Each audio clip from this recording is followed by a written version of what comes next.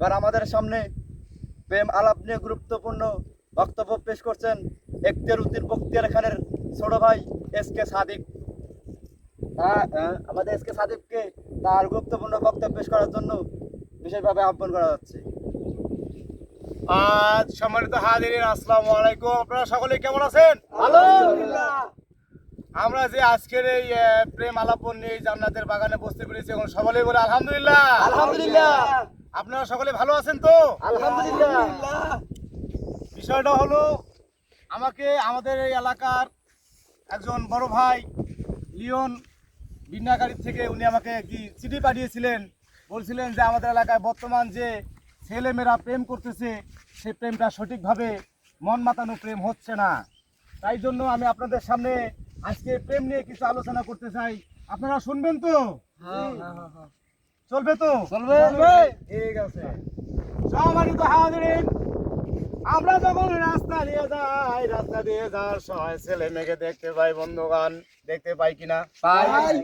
বন্ধুগান ছেলেমেয়েরা যায়, তারা তাদের মতন যায়, কিন্তু রাস্তা দিয়ে যাওয়ার সময় কিছু ছেলে টিজ করে। তার কারণটা হচ্ছে, আমরা যখন যাই বুকুত না থাকে, নাই না থাকে পিঠে।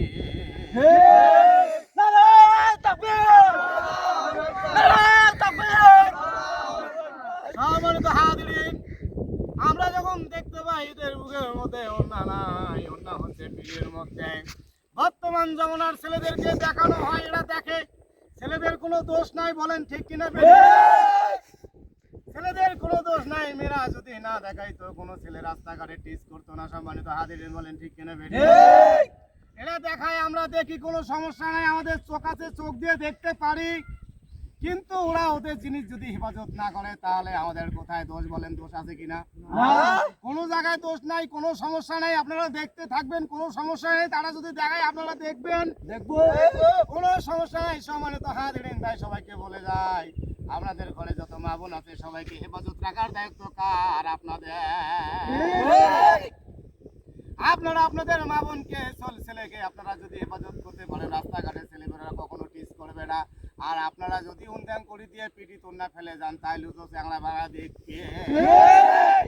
কথায় আছে, যেখানে মধু আছে সেখানে মাছি পড়বে। মাছি পড়বে কিনা? পড়বে।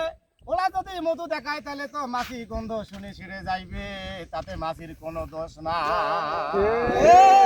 সম্মানিত হাজিরিন, সবাইকে বলি, যারা কলেজ ইউনিভার্সিটিতে পড়ে, বড় বড় কিছু ছেলে মেয়েরা আছে যারা বিয়ের উপযুক্ত বয়স হয়ে গেছে, বাবা মা বিয়ে দেয় না, তাদের জন্য দৃষ্টি আকর্ষণ করে একটা কথা বলি, আপনার মেয়ে যখন 15 থেকে 18 বছর 20 বছর বয়স হবে, তখন মেয়েকে আর পড়ার দরকার নাই, ইঞ্জিনিয়ার বানার দরকার নাই, ডাক্তার বানার দরকার নাই, মেয়েকে একটা ভালো ছেলে দেখে বিয়ে দেন।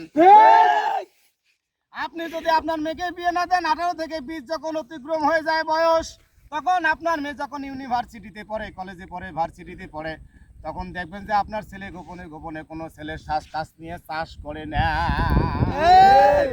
জমি চাষ হয়ে গেলে সব শেষ, জৈবন শেষ, লাস্টে বুড়ে হয়ে যায়, খিটখিটিয়ে চেহারা হয়, কাউ আর বিয়েও করবে চায় না। এই ভুল কাউ করেন না। সম্মানিত হাজিরিন, তাই যত পরিবার আছেন সকলের কাছে আকুতি মিনতি করি দিই, আপনার মেয়ে যখন 15 থেকে 18 বছর বয়স হবে, সকলে এই বিয়া দিয়া দেবে।